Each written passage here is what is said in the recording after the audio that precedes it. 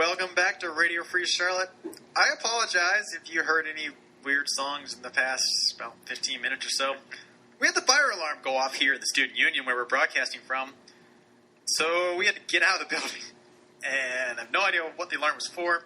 All I know is it was a pretty loud siren. I thought it was a tornado siren at first. And right at 9:45 when we were start the show. Exactly. We were about to start our Hurricane Hugo special, and then alarm went off and everything changed. So now we're back. I'm here with Warren Petty. I'm Ricky Matthews, by the way. And we're going to talk a little bit about Hurricane Hugo for about the next 15 minutes or so. About 24 years ago tonight was when Hurricane Hugo impacted the Charlotte region. It made landfall as a Category 4 hurricane down towards Charleston, South Carolina. Then it moved up towards the Charlotte area almost around 20 miles per hour. And one of the main reasons we had so much damage in this area was because of how fast it was moving. Hugo got stuck really in between a low pressure and a high pressure area, and that helped to basically fling it towards our area. It got caught in between the different pressure levels, and it squeezed Hugo kind of just like a baseball machine would when you're pitching a baseball, and propelled it straight towards the Piedmont, and that caused a lot of damage in this area. We had basically a high pressure system spins around clockwise, and a low pressure system spins around counterclockwise. So that's how you get that rotating effect in the big scheme of things. You have a look at recent hurricanes like Hurricane Sandy, and it's actually really interesting to see how these tropical systems actually start interacting with everyday things that happen around our area. So this is another case of some local system really sped up a hurricane and affected our area. There's a lot that goes into controlling a hurricane, and Hugo was one of those that was certainly impacted by the local weather around here and what we had been seeing. When it moved towards our area, we had wind gusts up to around 80 to 90 miles per hour in the Charlotte area. Maximum sustained winds were around 70 miles per hour. There's somewhat of a debate whether Hugo was a hurricane when it hit the Charlotte area, whether it was a tropical storm. Hurricanes are defined at 74 miles per hour of maximum sustained winds. It was around that when it got to our region, but regardless, either way, it destroyed and damaged almost about 2,200 homes, caused over $1 billion in damage, and even killed 3 people in the Charlotte area. So Hugo is certainly a storm that will go down in history as one of the worst to impact our region. It was, I believe the actual numbers, Warren, were about 68,000 acres of forest destroyed in the North Carolina area, 80,000 trees in Charlotte, and they said almost 2 million cubic yards of limbs and other debris. It would take 200,000 dump trucks to get all that debris out of here. Can you imagine that would happen today, and how many more? What it would be like if a storm were to hit that of that magnitude, were to hit the Charlotte area today? Well, let's see. We know that the Charlotte area has been they call the Charlanta region. The amount of growth that has gone on here in the past 20 years has been phenomenal. I believe I read a news article recently that said that the Charlotte area has expanded past 1 million residents already, putting it in one of the largest areas in the southeast. And, I mean, even looking at the stuff that came from Hugo in the entire mainland areas that it affected in the southeast, $7 billion in damage. It's a pretty good hit on the southeast. Of course, Category 4 when it hit the coastline, so it would just be a disaster. And a lot of people in the Charlotte area, think that we're immune to hurricanes. A lot of people actually come to the Charlotte area when a storm hits the coast to escape a hurricane. I know, personally, I live in the Virginia area, Hampton Roads, Virginia, and I've always said that we would come to the Charlotte area or go inland towards Richmond, but you got to realize, hurricanes don't just impact the coast. They're big circles of, hazardous weather that include winds and rain, and don't have the storm surge inland, of course, but you still have the wind, the rain, and even isolated tornadoes that spin out of these things that cause problems even further inland away from the coast. So you really nowhere safe unless you're inside and sheltered in a storm like this.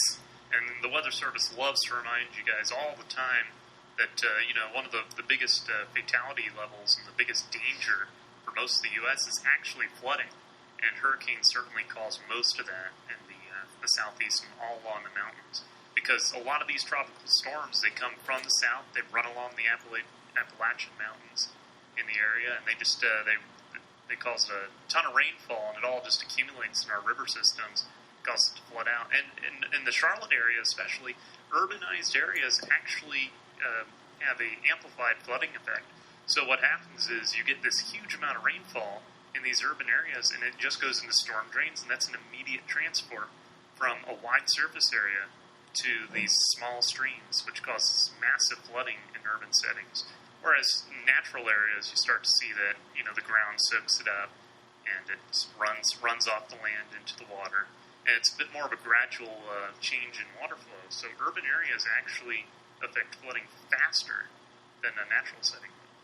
And I know here on campus we have some areas that really flood, especially along the creek that runs right by the track. I forget the name of it right now. Mallard Creek, Toby Creek, one of the two of those. That floods a lot, and it can have some swift-moving water. Then Phillips Road has to be shut down once in a while. We have some flooding issues around our area. And we've had flooding issues before from tropical rainfall, and storms make landfall on the Gulf Coast, as Warren said, the track along the Appalachians, and we get a lot of rainfall from that, and that can cause a good amount of flooding in our area. But we can also cause some tornadoes, and of course that's one of the risks you face as you have a system moving inland, especially in the northeast quadrant from where a storm is located. So I guess the real question, Warren, is that many people wonder is, could a storm like this happen again in our area? And would we be prepared, or would you be prepared if a storm were to impact the area again? Well, we get these storms all the time, actually. Or at least generally, the amount that we receive is the amount that we always get. Basically, there's two different tracks that seem to affect the Charlotte area. You get these ones like Hugo that track along the East Coast, and they mainly cause problems for the Outer Banks regions, the Southeast, and if they do track inland, they mainly just dump a lot of rain on us. But there's a second track that actually you see, like Hurricane Katrina, where they form in the Gulf of Mexico or the Caribbean Sea, and they tracked on the west side of Florida, and they impact the Gulf Coast, and then they basically break down into these post-tropical depressions and just drop a ton of rain over the region. And so that's really why the number one threat from these storms is actually flooding inland. But as far as the Hurricane Hugo storm goes, you really have to look at what happened with Hugo. So Hurricane Hugo formed off the Azores Islands off the coast of Africa. And after it moved across the Atlantic, it hit it formed as a Category 5 at one point, just before it hit the Wayward Islands. And then what happens to hurricanes is they go over these islands and they actually break down. They lose a lot of their velocity, and they start basically degrading as a storm. But what happened to Hugo was it started breaking down and it fell into the colder North Atlantic waters. But this time of year that it formed, September, the Gulf Stream that runs along our North Carolina coast, that's why our North Carolina waters are a lot warmer than the waters if you go north into, say, Virginia or Delaware. It hit these warm waters and it intensified up to a Category 4 hurricane, and that's when it hit the South Carolina coast and affected the Charlotte area. I can certainly account to that. It's not much fun swimming in the Virginia Beach waters this time of year. A little chilly with the temperatures cooling down. It feels a little brisk out there in the waters. But as far as a storm like this happening again, I'd say it's probably on the lower magnitude of likelihood. I mean, you look at the way that these storms track, and most of them track inland, like I say, if they affect us. And so you mainly have copious rainfall, and that's about it. So in order for this to happen again, you have to have the exact same track happen again. And I don't really see that happening anytime soon, but that's not to say that it can't happen. And it certainly happens to all sorts of regions along the East Coast. I mean, you have a look at last year's notable storms, sort of Sandy. Sandy was the main one. Yes, Isaac was the hit main the one. But Gulf Coast area. I mean, even if you look at Sandy, it made this strong left turn right into the mainland. And so anywhere where a hurricane makes that forceful push into the mainland, it's going to affect inland areas. So it's really not a question of if it'll happen again. It's more of a when and how it'll happen again. Because there's so many ways that a hurricane can affect inland regions. It's really hard to pin down one specific area. Found some pictures earlier this afternoon of the damage Hugo caused in the UNCC campus area. We had a lot of trees down on the campus. I couldn't find any pictures or reports of building damage, but there were a ton of trees down. Of course, power was out across the Charlotte area for about 2 weeks. I don't know what UNC Charlotte did, whether they canceled classes or not during this period. I assume they probably had to with no power and all the damage that was across the area. And could you imagine? I think some people may be celebrating if we had a system like that come in, but the damage and what we'd have to go through here at UNC Charlotte if a storm were to hit like that again. Historically, I got a few historic tracks pulled up here. There was Hurricane Chris in 1988, and that one tracked slightly westward, but it was a lot weaker because it was broken down along the coast of Florida. It was a typical hurricane track for the East Coast. And there was a Hurricane Abel that actually followed Hugo's track really closely, but it was a much weaker storm because those Gulf Stream warm waters weren't that warm. It came in a little bit early in the season compared to the peak season later in September. And then there was a storm in 1893. This is another case of it's a little old, so whether or not the data's not that great.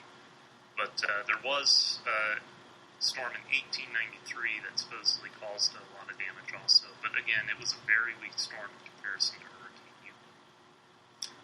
So we talked about the past a little bit. We talked about hurricanes that impacted the Charlotte area before. So what about the future? What do you think about the rest of this hurricane season? Hurricane season doesn't end until November 30th. And we had a pretty big prediction early this year of a very active season. So far, we just haven't seen that. What do you think is going to happen for the rest of the season? Well, I have no idea. If we knew, that would be the $1 million winning question, wouldn't it? Yeah, exactly. And it really comes down to the climatology of the hurricanes and it's sort of looking at the sea surface temperatures and stuff. But, I mean, as far as the Charlotte area and most of North Carolina, we haven't actually seen that much activity in the past 5 years along the North Carolina coast. I mean, we were affected by Hurricane... what's the one that went up there? The Irene went up the coast and Isabel. There was one that went all the way up. Irene, Hurricane Irene, that one really affected the Outer Banks regions a bit. But the way that it was angled off the Carolina coast, it was really set to affect the New England region more than us. In order for it to affect us, it has to be intensified, and it really has to run straight into the region to cause those storm surges to pop up. Because basically the northwest side of the storm is always going to be stronger because of the way that the motion of the storm within it goes, the spinning motion. That makes certain sides of the storm actually be stronger than others, and actually one side causes storm surge while the other one doesn't. You meant northeast side, I believe. Yes, the northeast, that's right. Right front quadrant, usually the most dangerous portion of the hurricane. That was what happened with Hugo. It kind of tracked a little bit west of Mecklenburg County, and we got stuck in that northeast quadrant with some of the strongest winds and rain. It was just a big old disaster, folks. Hopefully we don't have to see that again, and cross your fingers, maybe we won't have any more tropical impacts of the U.S. this year. That's the latest. We're going to throw back over the music now. I hope you enjoyed our little discussion on Hurricane Hugo 24 years ago impacting the Charlotte region today.